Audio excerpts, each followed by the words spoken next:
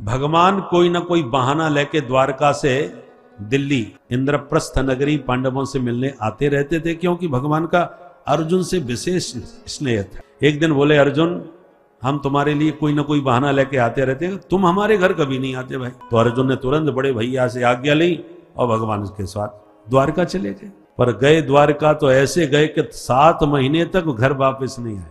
अब पांडवों को परेशानी हुई। युधिष्ठिर जी भीमसेन से बोले, भीम गता सप्ताधुना मासा भीमसेन तबानुज नायाति कश्यपाहे तो नाहं वेदेन मन्यसा। अधुना सप्तमासा गता। आज हमारे भाई को द्वारका गए 7 महीने बीत गए, न आयाति, अभी तक नहीं आया। मुझे अर्जुन को लेके बहुत चिंता हो रही है, और चिंता का कारण यह है कि मुझे आजकल अपशकुन बहुत हो रहे हैं। क्या हुआ भैया? बोले, देखो आकाश में पुच्छल तारा दिखाई पड़ रहा है। आज मैं मंदिर में दर्शन करने गया तो ठाकुर जी का श्री विग्रह एकदम श्रीहीन उदास दिखाई पड़ा। भगवान के दर्शन में आनंद नहीं आया। रास्ते में मैंने देखा गाय अपनी बछिया का दूध पी रही थी। ये सब अमंगलकारी संकेत हैं जो बहुत बड़ी अनहोनी का संकेत देते हैं। चिंता व्यक्त कर ही रहे थे कि इतने में अर्जुन आ गए, और अर्जुन की हालत देख करके और ज्यादा चिंता में पड़ गए। कदम लड़खड़ा रहे हैं, मुख तेजहीन है, गांडीव गिर गिर जा रहा है। तुरंत अर्जुन को हृदय से लगाया, अर्जुन क्या हुआ? ये तुम्हारी हालत क्या हो गई? तुम्हारी आंखों में आंसू क्यों है? तुमसे ऐसा क्या पाप बन गया जो तुम्हारी कांति विलुप्त हो गई? कहीं तुमने गोहत्या तो नहीं कर दी?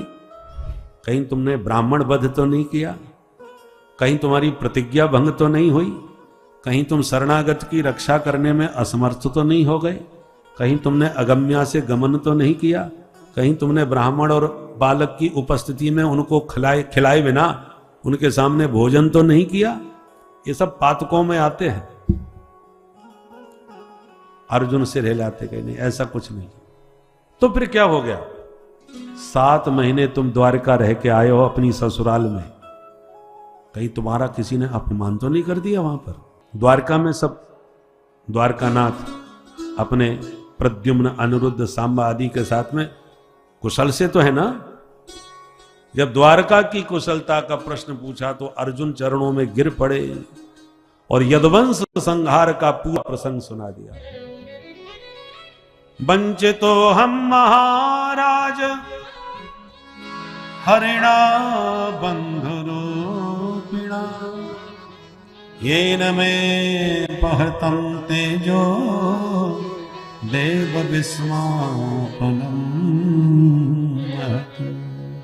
भैया हम अनाथ हो गए, हमारे जीवन धन प्राण धन सर्वस्व द्वारकाधीश अपनी लीला संवरण करके स्वधाम चले गए।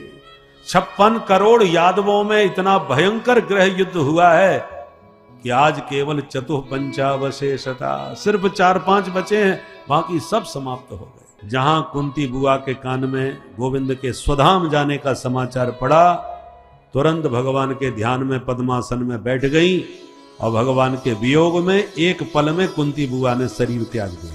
या तो ऐसे प्रेमी राम अवतार में दशरथ जी हुए जिन्होंने राम के वियोग में देह त्याग किया, और कृष्णावतार में कुंती सुनते ही शरीर त्याग दिया। पांडवों ने भी तत्काल निर्णय लिया कि गोविंद के बिना इस धरती पर हम भी नहीं रह पाएंगे, और अपने नन्हे पौत्र परीक्षित को सत्ता पर बैठा करके अभिषेक कर दिया, और 5 भाई द्रौपदी को साथ में लेके हिमालय यात्रा पर निकल गए, और एक एक करके शरीर त्यागते हुए, वीर संन्यास ग्रहण करते हुए स्वर्गारोहण को प्राप्त हुए, स्वर्ग से धार गए। छोटी सी अवस्था में परीक्षित ने सत्ता का भार स्वीकार किया। एक दिन विचार किया, हमारे राज्य में क्या चल रहा है, एक बार चल के देखा जाए। तो वेश बदल करके परीक्षित निकले। गुप्तचरों पर ही भरोसा पूरा नहीं करना चाहिए राजा को। राजा को भी कभी गुप्तचर बन करके घूमना चाहिए ताकि प्रजा की वास्तविकता समझ में आवे। वेश बदल के निकले तो जगह जगह पर अपने पिता पितामहों के पराक्रम की गाथा सुनी। कोई उनके पिता वीर अभिमन्यु की गाथा गा रहा है तो कोई उनके पितामह अर्जुन के पराक्रम की चर्चा कर रहा है। परंतु एक स्थान पर जाके चौंक गए। एक दुष्ट बहुत बुरी तरह गाय और बछड़े को मारता पीटता जा रहा है। गौ माता के ऊपर चरण का प्रहार कर रहा है। मार मार के बछड़े के तो 3 पैर ही पूरी तरह तोड़ डाले। एक पैर पर खड़ा बछड़ा कांप रहा है और उस अवस्था में गौ माता अपने बछड़े से कह रही है। परीक्षित सुन रहे। गाय क्या बोल रही है?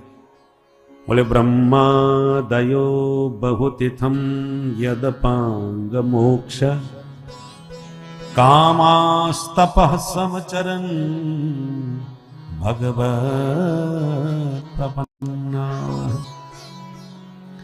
सा श्री स्ववासमरविंद वनम विहाय यत्पाद सौभगमलम भजते नुरक्ता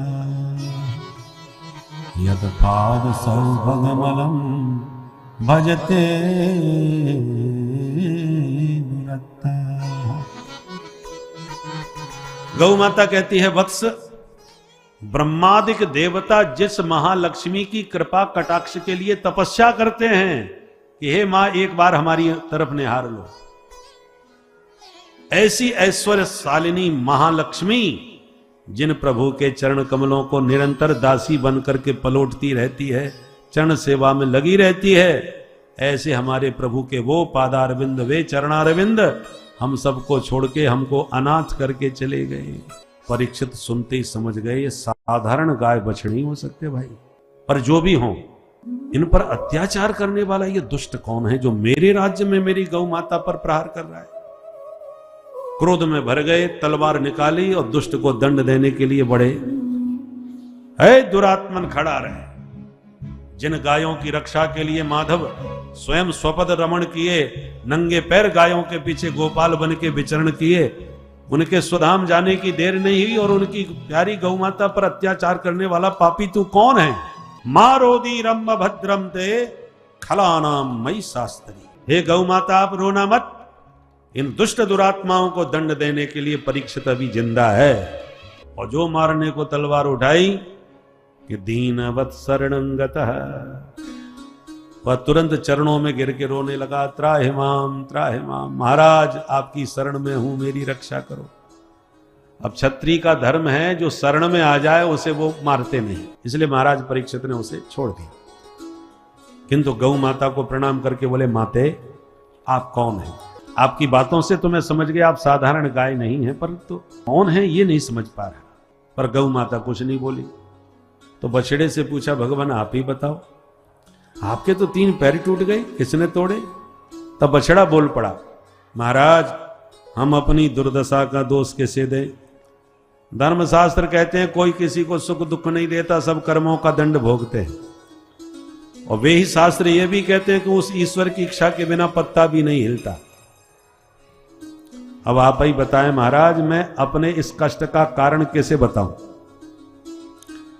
महाराज परीक्षित बोले, आपकी भाषा ने आपका परिचय दे दिया। आपके मुख से एक शब्द भी किसी की निंदा का नहीं निकला।